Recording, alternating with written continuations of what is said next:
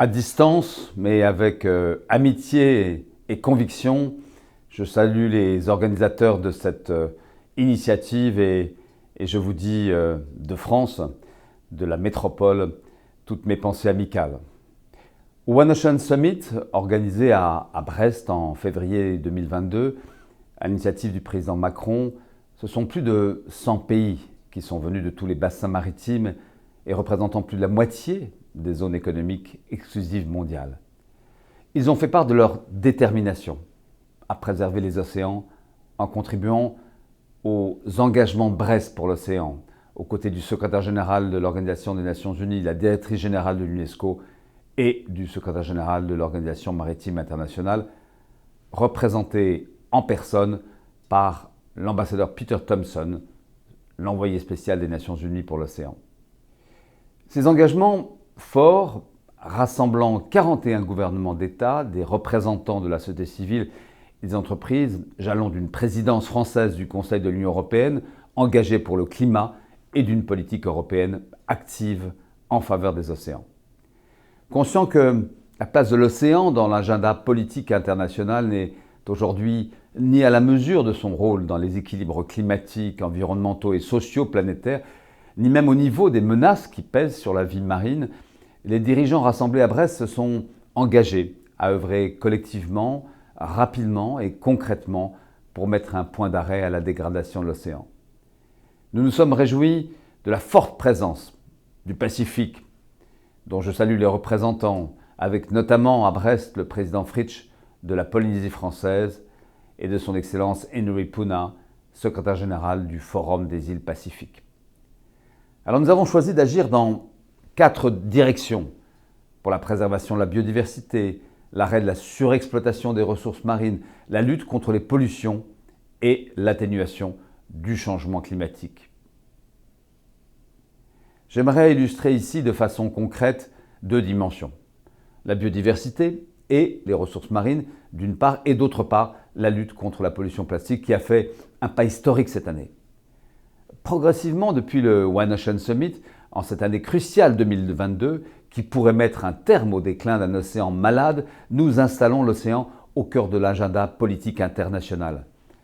En effet, les travaux du One Ocean Summit ont été le point de départ d'une série de rendez-vous internationaux pour lesquels l'océan est central. Notamment, je pense à la négociation sur le traité de la haute mer, au-delà de la juridiction nationale. En mars et en août 2022, la conférence des Nations Unies, évidemment, sur l'océan de Lisbonne en juin, mais aussi la COP27 accueillie par l'Égypte cet automne. Pour confirmer cette dynamique et construire un agenda international océanique ambitieux, la France et le Costa Rica proposeront d'organiser ensemble en 2024 ou 2025 la prochaine conférence des Nations Unies sur l'océan. Assumer un Blue Leadership au sein de l'Europe en tant que deuxième puissance maritime, proposer un renouvellement concerté de la gouvernance pour mieux décider de notre avenir. Mais pour décider, il faut d'abord mieux comprendre. La révolution numérique est une opportunité pour construire un modèle intégré de l'océan, couvrant physique, chimie, vie marine et activités humaines. Ce jumeau numérique pourra éclairer les décisions politiques et suivre leurs effets, permettre à l'économie de la mer de se développer dans le respect des écosystèmes et nourrir le dialogue avec les parties prenantes et le public. L'Union européenne s'est ainsi engagée à Brest à se doter de ce jumeau numérique de l'océan qui permettra de rassembler les savoirs et de tester des scénarios d'action au service de la croissance bleue et de cette gouvernance mondiale que nous appelons, je crois, tous de nos vœux ici. Un mot sur la biodiversité et les ressources marines. La création d'aires marines protégées est un pilier essentiel de la préservation de la biodiversité. Il est aujourd'hui primordial de poursuivre et amplifier cette dynamique en fixant une ambition élevée pour la décennie à venir. C'est ainsi que plus de 30 nouveaux pays, depuis le sommet de Brest, ont rejoint la coalition de la haute ambition pour la nature et les peuples lancée lors du One Planet Summit de janvier 2021. Ce sont désormais 84 pays qui portent l'objectif de protéger 30% des terres et des mers du monde d'ici à 2030. En complément de sa participation active aux engagements collectifs annoncés lors du sommet, la France a souhaité être exemplaire et annoncé des mesures significatives en matière de préservation de la biodiversité marine. Elle a ainsi annoncé avoir dès à présent atteint et dépassé cet objectif de classer 30% des espaces terrestres et maritimes sous sa juridiction en aire marine protégée, avec l'extension de la réserve naturelle des terres australes françaises, qui devient ainsi la deuxième plus grande aire marine protégée au monde, avec plus d'1,5 million de kilomètres carrés. Et pour aller encore plus loin, la Polynésie française, que je salue ici, s'est engagée par la voix de son président à créer au sein de la ZEE, de sa ZEE, un réseau d'aires marines protégées d'au moins 500 000 km². Mais 2/3 de l'océan situé au-delà des juridictions nationales, soit 45% de la surface de notre planète, ne peuvent pour l'heure bénéficier d'aires marines protégées. C'est pourquoi les 27 États membres de l'Union européenne, rejoints par 16 pays tiers, ont lancé la coalition de la haute ambition pour un traité de la haute mer, afin d'œuvrer à la conclusion dès cette année d'un accord opérationnel et mondial sur l'utilisation durable de la haute mer et la protection de sa biodiversité. Par ailleurs, la pêche illégale, non déclarée ou non réglementée totalise près d'un cinquième des prises mondiales, sape les efforts de gestion durable des stocks de poissons et s'accompagne souvent de conditions de sécurité et de travail très dégradées des pêcheurs. 14 pays participant au One Ocean Summit se sont donc engagés à renforcer la lutte contre la pêche illégale sur plusieurs fronts. 6 pays se sont engagés à ratifier, avant la date butoir d'octobre 2022, l'accord du Cap de l'Organisation maritime internationale, qui pourra ainsi enfin entrer en application et fixer des normes de sécurité pour les navires de pêche. 2 nouveaux pays ratifieront l'accord relatif aux mesures de l'état du port de la FAO, qui permet de mieux contrôler les activités de pêche au niveau des ports de débarquement. Plusieurs États membres de l'UE se sont engagés à mobiliser leur marine d'État pour renforcer la surveillance de la pêche illégale en application du règlement européen de 2008. Quelques mots enfin sur la lutte contre la pollution plastique, un autre sujet de gouvernance mondiale. Ce sont près de 10 millions de tonnes de plastique qui sont déversées dans l'océan chaque année, dont 80% proviennent des côtes et des fleuves.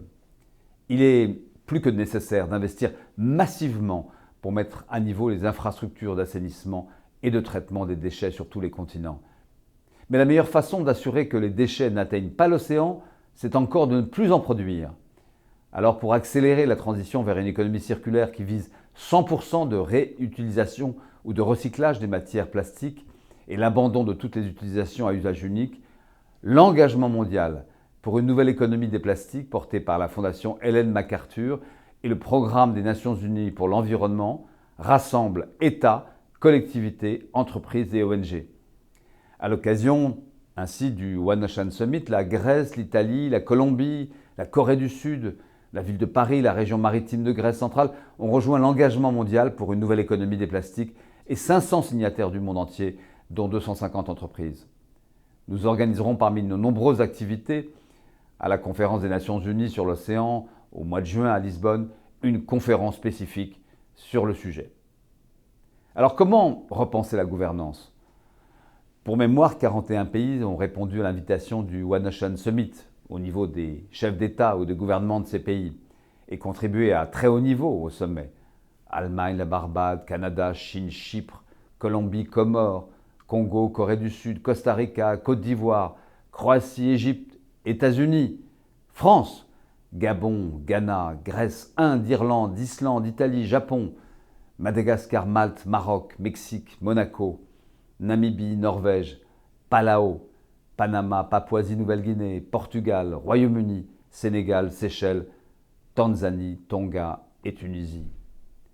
Compte tenu de ces multiples pressions qui s'exercent sur l'océan et à l'échelle de ce que Pascal Lamy appelle très justement l'hydrosphère, il est urgent d'agir. La gouvernance de l'océan, comme elle se décline depuis 40 ans autour du texte fondateur qui la gouverne, se doit d'être plus agile pour être à la mesure de l'urgence. Par ailleurs, pour qu'elle trouve l'adhésion des États, du secteur économique, des territoires, des citoyens, les décisions doivent s'appuyer aujourd'hui sur la science et sur la mobilisation de l'ensemble des parties prenantes. Enfin, ce renouveau doit s'intégrer au cadre robuste que proposent les Nations Unies, qui doit s'adapter dans les années à venir aux crises de l'océan liées au réchauffement climatique qui seront hélas virulentes. En réponse à ce constat, 3 questions pourraient être examinées lors de votre débat aujourd'hui. Comment reconnaître l'océan comme bien commun et accélérer nos transitions au travers de la responsabilité éthique, individuelle et collective? L'Assemblée des Nations Unies doit-elle créer une conférence spécifique à la Convention sur le droit de la mer, ou mieux recentrer avec l'UNCLOS la gouvernance des mers dans une structure renouvelée par un processus intégrant l'ensemble des parties prenantes? Enfin, quel est l'intérêt de créer un panel d'experts sur le changement de l'océan, avec ce qui pourrait s'appeler une International Panel for Ocean Sustainability? Comment s'inspirer des modèles du GIEC et travailler en étroite collaboration avec le World Ocean Assessment aux Nations Unies afin de fournir aux décideurs des bases de décision fiables et mieux éclairer, alerter l'opinion publique sur la nécessaire adaptation. Sans rentrer dans le détail, je souhaiterais simplement évoquer les recherches de Françoise Gale, Catherine Chabot, députée au Parlement européen, et Eudes Rublier de l'Académie de Marine et de l'Institut français de la mer sur la reconnaissance de l'océan comme bien commun. Voilà, la Convention des Nations Unies sur le droit de la mer et d'autres accords internationaux encadrent la gestion ou la protection de l'océan marin. Mais l'océan est en danger, en grave danger, et une nouvelle étape de sa gouvernance s'impose ici afin qu'il reste une source de vie, de richesse et de liens et qu'il contribue à l'apaisement des relations internationales.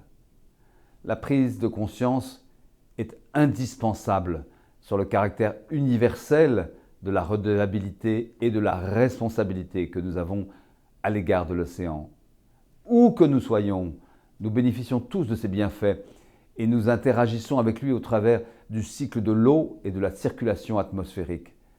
Reconnaître l'océan comme bien commun, un bien commun global au service et sous la responsabilité de l'humanité tout entière, c'est exprimer cette vision renouvelée fondée sur le principe de la responsabilité individuelle et collective, celle des États comme celle des collectivités, des entreprises, de chaque citoyen. Regarder l'océan dans sa globalité, appeler à la responsabilité de tous, transcender les contraintes pour inventer une nouvelle manière de vivre de l'océan et avec lui, c'est sur ces principes que nous avons engagé les objectifs du One Ocean Summit pour renouer avec l'espoir et avec l'ambition. Je vous remercie.